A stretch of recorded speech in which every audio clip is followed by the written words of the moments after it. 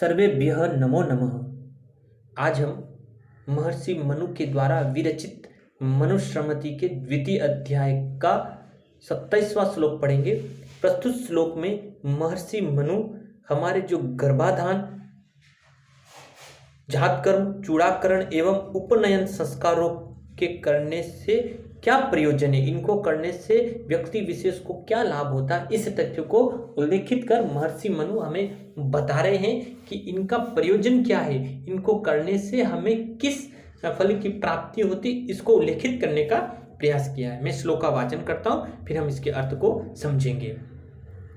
गार्भे हो में जात कर्म चोड़ मोंची निबंधने बेजिकम गार्भिकम चेनो द्विजनामम अपमृज्यते। ग्राभे हो में जात कर्म चोड़ मोंची निबंधने बेजिकम गार्भिकम चेनो द्विजनाम अपमृज्यते। प्रस्तुत श्लोक में महर्षि मनु हमारे जो गर्भाधान आदि संस्कारों के प्रयोजनों को उल्लेखित कर बता रहे हैं। क्या बता रहे हैं कि इन संस्कारों को करने का क्या प्रयोजन है, इससे किस फल की प्राप्ति होती है, इस तथ्य को उल्लेखित करने का प्रयास किया है। इसका जो अन्वय होगा इस तरह से होगा श्लोक का। ग्राभ्य होम्य जात कर्म चोड़ मोंची निबंधने द्विजानाम गार्भिकम बेजिकम च एन अपमृज्यते।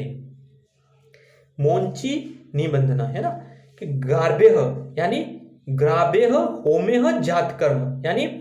गार्भे का अर्थ गर्भ के समय किए जाने वाले जो आदि होमे यानी जो होम कर्म है, यानी बालक के जन्म के समय, उसके जो जन्म से पहले वाले गर्भ के समय ग्राभे है होमे है, यानी उसके गर्भ के समय किए जाने वाले होमे यानी होम कर्म तथा जात कर्म एवं चोड़ का अर्थ चूड़ाकरण संस्कार है ना, उसके चूड़ाकरण एवं मोंची निबंधन का तात्पर्य यहाँ पर मोंची का चोटी के संदर्भ में होता है, लेकिन यहाँ पर इसका तात्पर्य उसकी जो चोटी का संदर्भ में है, लेकिन उस संस्कार को हम कहते हैं उपनयन संस्कार है ना। इसीलिए चारों का अर्थ इस तरह से होगा कि गाभे होमे यानी गर्भ के समय किए जाने वाले संस्कारों से, होम कर्म से तथा जात कर्म चोड़ का अर्थ चूड़ाकरण एवं मोंची निबंधने यानी मोंची का अर्थ चोटी को संवारना, यानी उसकी मोंची निबंधने यानी उपनयन संस्कारों से क्या होता है, द्विजानाम गार्भिकम बेजिकम, यानी उन संस्कारों से जो द्विज वर्णों के गार्भिकम यानी गर्भ विषयक तथा बेजिकम तथा बीज विषयक जो उसके विषयक जो दोष होते हैं वे सभी क्या होते हैं, अपमृज्यते निमृज्यते, यानी वे सभी क्या हो जाते हैं, अपमृज्यते। अपमृज्य का तात्पर्य वे नष्ट हो जाते हैं, उनका निराकरण हो जाता है। कहने का तात्पर्य है कि गार्भे होमे जात कर्म यानी गर्भ के समय किए जाने वाले संस्कारों में होम कर्म से जात कर्म यानी जात कर्म संस्कार से चोड़ यानी चूड़ाकरण एवं मोंची निबंधने यानी उसके जो उपनयन जो 16 संस्कारों में चारों संस्कार उल्लेखित है, उन उपनयन संस्कारों से द्विजा नाम यानी द्विज वर्ण के गार्भिक यानी गर्भ के समय उसके जो दोष है वे तथा बेजिकम यानी उसके बीजारोपण के समय जो विषय जो दोष होते हैं वे सभी क्या हो जाते हैं, अपमृज्यते, यानी वे सभी क्या हो जाते हैं, नष्ट हो जाते हैं। प्रस्तुत श्लोक में महर्षि मनु संस्कारों के महत्व को उल्लेखित कर हमें कह रहे हैं कि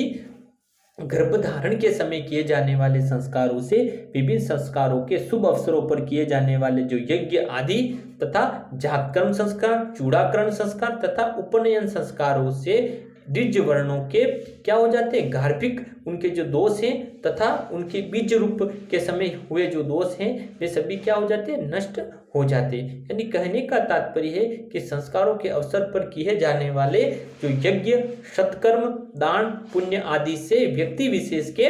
गार्भिक तथा बेजिक जो दोष होते वे सारे समाप्त हो जाते हैं। धर्मशास्त्र में भी दोषों को नष्ट करने के लिए संस्कारों का विधान किया गया है। इसीलिए महर्षि मनु इस श्लोक में हमें यही बता रहे हैं कि गाभे होमे जात कर्म चोड़ मोंची निबंधने बेजिकम गार्भिकम चेनो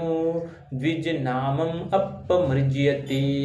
इस तरह से महर्षि मनु ने हमें बताया है कि व्यक्ति विशेष के गर्भ के समय किए जाने वाले संस्कारों से, होम कर्म से, जात कर्म, चूड़ाकरण एवं उपनयन संस्कारों से जो द्विज वर्णों के गर्भ विषयक तथा बीज विषयक दोष हमेशा के लिए समाप्त हो जाते, नष्ट हो जाते। अतः हमें संस्कारों का संपादन हमें हमेशा करना चाहिए।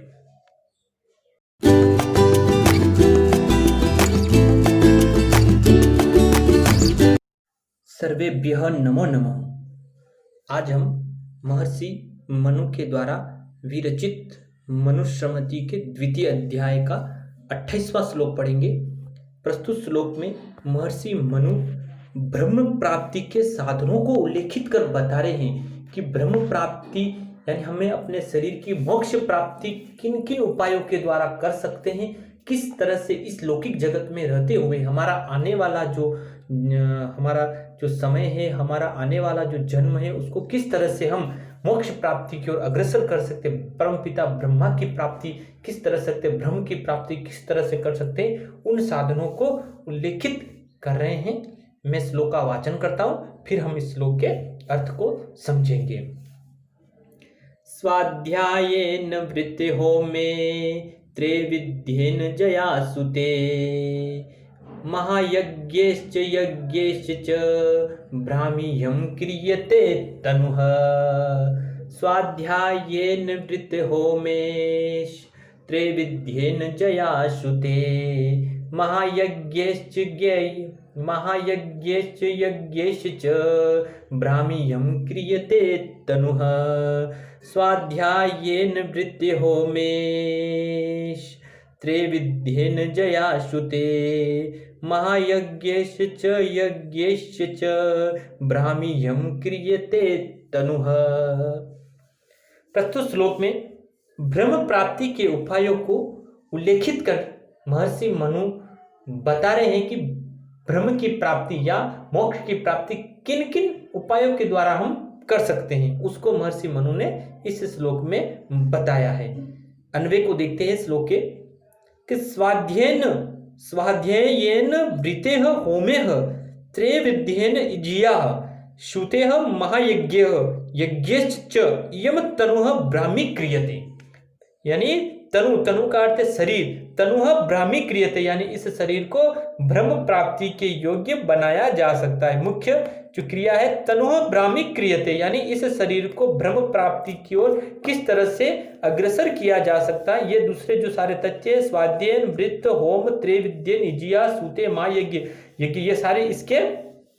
कारणभूत रूप हैं। बता रहे कि स्वाध्यायन यानी स्वाध्याय से यानी सब अध्याय से यानी स्वयं के अध्ययन के द्वारा यानी वेद आदि शास्त्रों के निरंतर अध्ययन से स्वाध्यायन यानी वेद शास्त्री आदि अध्याय आदि पुस्तकों के अध्ययन से या स्वाध्याय से।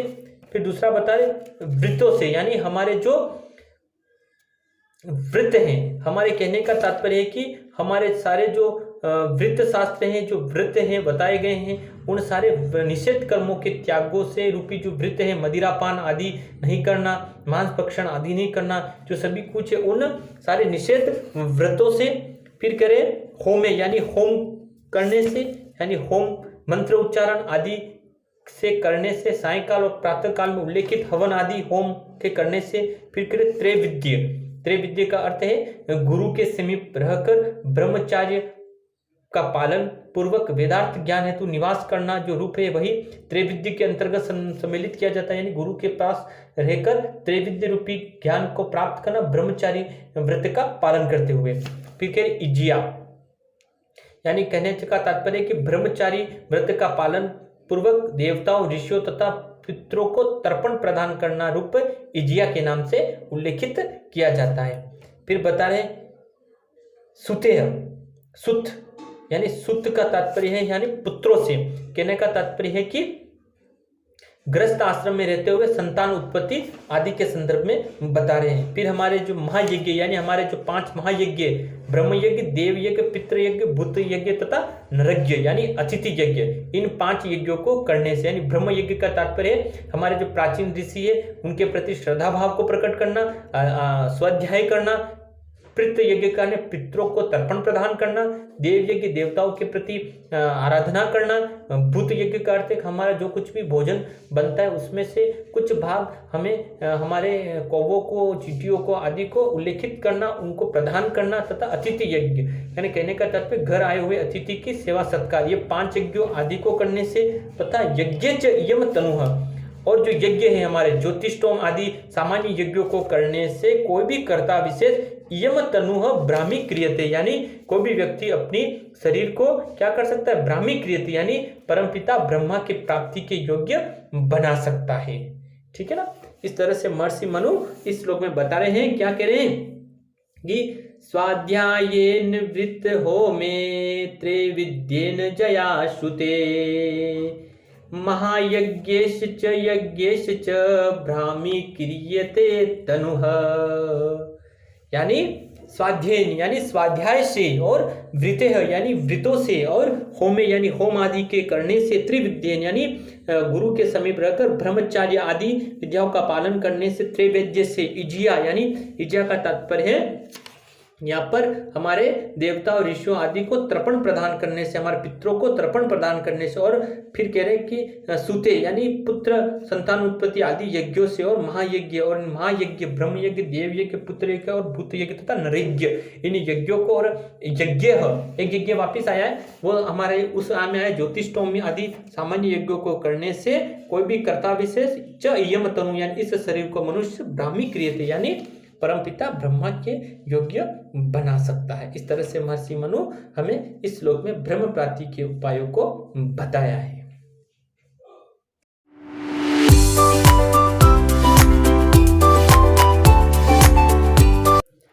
सर्वेभ्यः नमो नमः। आज हम महर्षि मनु के द्वारा विरचित मनुस्मृति के द्वितीय अध्याय का 29वां श्लोक पढ़ेंगे। प्रस्तुत श्लोक में महर्षि मनु जातकर्म संस्कार को संपादित किया जाता है, तो उसकी भूमिका के संदर्भ में बता रहे हैं कि जातकर्म संस्कार को किस तरह से संपादित किया जाता है, उसकी क्या भूमिका, उसकी क्या रूपरेखा है, उसको बताने का प्रयास किया है, उसको उल्लेखित किया है। मैं श्लोक का वाचन करता हूं, फिर हम इसके अर्थ को समझेंगे। प्रांगनाभिवृत्तनाथ पुंसो जात कर्म विधीयते मंत्रवत् प्राशनं चास्य हिरण्यमर्दुसर्पिषाम्। प्रांगनाभिवृद्धनाथ पुंसो जात कर्म विधीयते मंत्रवत् प्राशनं चास्य हिरण्यमर्दुसर्पिषाम्। प्रस्तुत श्लोक में जातकर्म संस्कार को उल्लेखित कर महर्षि मनु कह रहे हैं, अन्वय को देखते हैं प्रस्तुत श्लोक के कि नाभि वृद्धनाथ प्राक पुंसः जात कर्म विधीयते च अस्य मंत्रवत् हिरण्य मधु सर्पिषाम प्राशनम। क्या कह रहे कि नाभि वृद्धनाथ, नाभि वृद्धनाथ, नाभि से तात्पर्य यहाँ पर है वृद्धनाथ, नाभि नाल छेदन है ना, बालक के जन्म के पहले उसका नाल छेदन किया जाता है ना, जन्म के पश्चात, तो उससे कह रहे हैं कि नाल छेदन प्राकः यानी नाल छेदन से पहले, प्राक पुषम, पुषम का अर्थ है मनुष्य, व्यक्ति विशेष, यानी नाभि वृद्धनाथ यानी नाल छेदन से पहले पुषम या जो पुषम है यानी जो मनुष्य है उसका जातकर्म विधीयते यानी उसका जातकर्म संस्कार किया जाता है। यानी जातकर्म संस्कार कब किया जाता है कि नाभि वृद्धनाथ प्राक पुषम जातकर्म विधीयते यानी नाल छेदन से पहले जो व्यक्ति विशेष है उसका जातकर्म संस्कार किया जाता है। फिर कह रहे और च अश्य मंत्रवत, और इस शिशु को मंत्रों के द्वारा यानी वैदिक मंत्रों का उच्चारण करते हुए हिरण्यमय यानी हिरण्य का अर्थ होता है स्वर्ण निर्मित है ना, जो स्वर्ण निर्मित जो सलाका होती है उससे क्या होता है मधु सर्पिशाम, उससे मधु, मधु का अर्थ शहद तथा सर्पिशाम का अर्थ होता है घृत, यानी उसको घृत प्राशनम यानी घृत चटाया जाता है। कहने का तात्पर्य यह है कि नाभि वृद्धनाथ यानी नाल छेदन से पहले जो मनुष्य है, पुषम यानी जो कर्ता विशेष है, जो व्यक्ति विशेष है, उसका जातकर्म विधीयते यानी उसका जातकर्म संस्कार किया जाता है। और च अश्य मंत्रवत, और इस शिशु को वैदिक मंत्रों का उच्चारण करते हुए उसको हिरण्य मधु सर्पिशाम यानी स्वर्ण निर्मित जो शलाका होती है उससे, उस शलाका से उसको क्या किया जाता है, मधु सर्पिशाम, उसको मधु का अर्थ है शहद, तथा सर्पिशाम यानी उसको घृत चटाया जाता है, उसका सेवन कराया जाता है। इसीलिए महर्षि मनु श्लोक में यही करे कि प्रांगनाभिवृत नात पुंसो जात कर्म विधीयते मंत्रवत प्राशनम चस्य हिरण्य मधु सर्पिशाम, यानी नाभिवृतनाथ प्राक यानी नाल छेदन से पहले पाकम पुषम यानी जो पहले पुरुष है जो कर्ता विशेष है उसका जातकर्म विधीयते यानी उसका जातकर्म संस्कार किया जाता, और अश्य च मंत्रवत और इस शिशु को वैदिक मंत्रों का उच्चारण करते हुए हिरण्य मृदु सर्पिशाम यानी स्वर्ण निर्मित जो शलाका से उसको शहद तथा सर्पिशाम यानी घृत चटाया जाता है, उसका सेवन कराया जाता है। यानी बालक के जन्म के पश्चात उसकी नाल के काटने से पूर्व नवजात जो शिशु विशेष है उसका जातकर्म संस्कार करने का विधान किया गया है। इस अवसर पर शिशु के जो पिताश्री हैं वे वैदिक मंत्रों का उच्चारण करते हुए उसको स्वर्ण निर्मित शलाका पर शहद तथा घृत लगाकर शिशु की जीवा पर ओम आदि शब्द का उल्लेख करता है। साथ ही शिशु का पिता उस शलाका पर शहद तथा घृत लगाकर बालक को उसका सेवन कराता है, चटाता है। जातकर्म संस्कार शिशु के पिता के द्वारा ही संपन्न किया जाता है, किंतु अगर आपातकाल की स्थिति है तो शिशु के घर के अन्य सदस्य चाचा दादा आदि के द्वारा भी यह संपन्न कराया जाता है। इस तरह से महर्षि मनु ने उक्त श्लोक में जातकर्म संस्कार को उल्लेखित किया है।